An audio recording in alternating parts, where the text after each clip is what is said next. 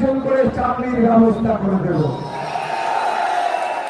আপনারা কোনটা গ্রহণ করবেন? দেখুন, জোড়া ফুল গ্রহণ করবেন না খামচে গ্রহণ করবেন?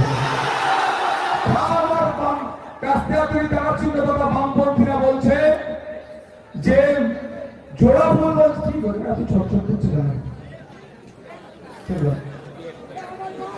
মমতা ব্যানার্জি বলছে রাত 8টার পরে মহিলারা কাজে যেতে পারবে না। বামপন্থী আইএসএফ তথা অশোক কুমার গাই মহাশয়রা বলছে রাত 8টা, 10টা, 11টা, 12টা, 1টা, 2টো, 3টে, 4টে ব্যাপার নয়। প্রত্যেকটা মহিলা তার কর্মক্ষেত্রে, কর্মস্থলে নির্বিঘ্নে যাবে আর নির্বিঘ্নে বাড়ি ফিরবে। এর দায়িত্ব, নিরাপত্তার দায়িত্ব অশোক কুমার গাইরা খালে তুলে নিতে চায়। কোনটাকে গ্রহণ করবে? মমতা ব্যানার্জিও 4টার পরে বেরোতে পারবেন না, আমরা যখন ইচ্ছা বাড়াবো, নিরাপত্তা আমরা। এবার আপনারা বন্ধুগণ, রাত হয়েছে, দীর্ঘক্ষণ অপেক্ষা করেছে। আমি আপনাদের বলবো, আপনারা কি ভুলে গিয়েছেন মমতা ব্যানার্জির সেই বাণী যে সাইয়ার আমার লাশের মধ্যে হবে?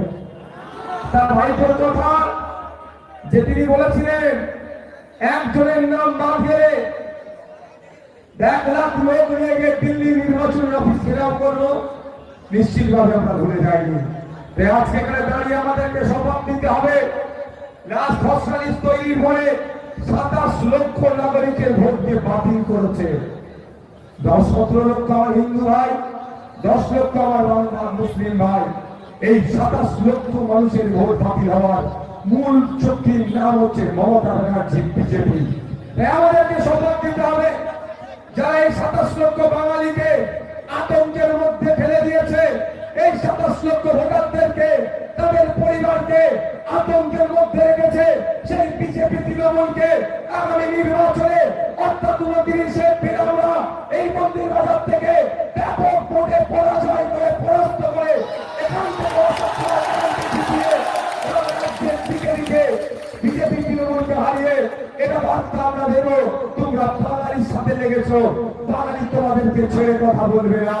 ভারতবর্ষের স্বাধীনতা ইতিহাস থেকে শুরু করে বিভিন্ন সময়ে দেখবেন যে লড়ছেন মাঠে বাঙালি দেশের ক্যাপ্টেন, বাঙালির যে কৃষক পুরানো থেকে শুরু করে সবটাই কিন্তু বাঙালি পথ দেখিয়েছে। তাই এসআইআরের নামে পশ্চিম বাংলার 27 লক্ষ ভোটারের মধ্যে যে আতঙ্ক ঢুকিয়েছে বিজেপি তৃণমূল, তার জবাব আমরা 29শে এপ্রিল ইভিএম মেশিনের মাধ্যমে দেব। প্রস্তুত আছেন আমরা? কি দূরে কি মাইকের আওয়াজ আছে? মাইকের যারা আওয়াজ শুনতে হাত তুলুন তো। মাইকের আওয়াজ আছে? আমার তো মনে হয় মাইকের আওয়াজ শুনে কম লাগছে। তাই আপনাদেরকে ভাবতে হবে, আচ্ছা কোথায় মমতা ব্যানার্জি, কোথায় অভিষেক ব্যানার্জি? তারা হেলিকপ্টার চলে পৌঁছায় রাস্তা নওশাদ সিদ্দিকী, মোস্তানি বাবুদের মামলার জন্য একটু আপনারা আশার আলো পাচ্ছেন। এসআইআর নাম থাকে। আপনাদের বলে রাখি, আজকে বামপন্থী আইএসএফকে কেন হাতকে শক্ত করতে হবে? বিপদে আপনার পাশে তৃণমূল নাই, আর বিজেপির ইচ্ছা করে আপনাকে বিপদে ফেলেছে। কি হিন্দু কি মুসলমান, বিজেপির বিপদে সবাই আজকে আক্রান্ত হয়েছে। তাই আপনাদের বলবো, আজকে দেখুন, যখন নির্বাচনের প্রচারে মমতা ব্যানার্জি, অভিষেক ব্যানার্জি ব্যস্ত, সেই সময় আমার করা মামলা 68,938/2025 আমার মামলা নাম্বার গুগলে সার্চ করলে, ইন্টারনেটে সার্চ করলে দেখে নিতে পারেন। তখন সুপ্রিম কোর্টে মামলা ডেট ধরেছে।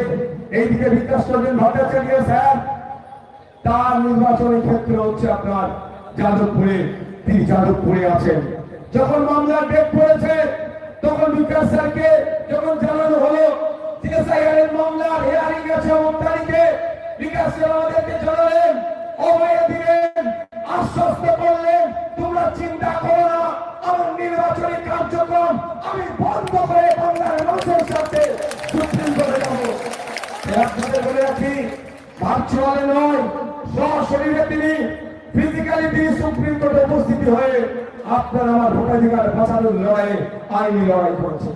এই ধরনের ব্যক্তিত্ব থেকে সিপিএ আইন সভার মধ্যে আনতে হবে, যারা মানুষের জন্য কাজ করবে, সমাজের জন্য কাজ করবে, রাষ্ট্রের জন্য কাজ করবে, শিক্ষার জন্য কাজ করবে, স্বাস্থ্যের জন্য কাজ এই মন্দিরবাজার বিধানসভায় বাংলাদেশ সমর্থনে আইএসএফ এর মনোনীত প্রার্থী অশোক কুমার গায়েনকে আপনারা জিতিয়ে বিধানসভার মধ্যে পাঠান। মানুষের কথা বলবে, ঐক্যের কথা বলবে, সম্প্রীতির কথা বলবে, মিনিমাম ওয়েজেস বাড়বে তার কথা বলবে। পরিযায়ী শ্রমিকরা আর নয়, বাংলায় থেকেই বাংলা শ্রমিকরা যাতে কাজ পায় তার আওয়াজ তুলবে। শিক্ষা প্রতিষ্ঠানগুলোকে বাঁচানোর আওয়াজ তুলবে, স্বাস্থ্য কেন্দ্রগুলোকে বাঁচানোর আওয়াজ তুলবে। তাই বন্ধুগণ, আপনাদের বলবো, কারো প্রয়োজনে পা দেওয়ার দরকার নেই। কে কি বলছে সে কথায় আপনার মাথা দেওয়ার দরকার নাই।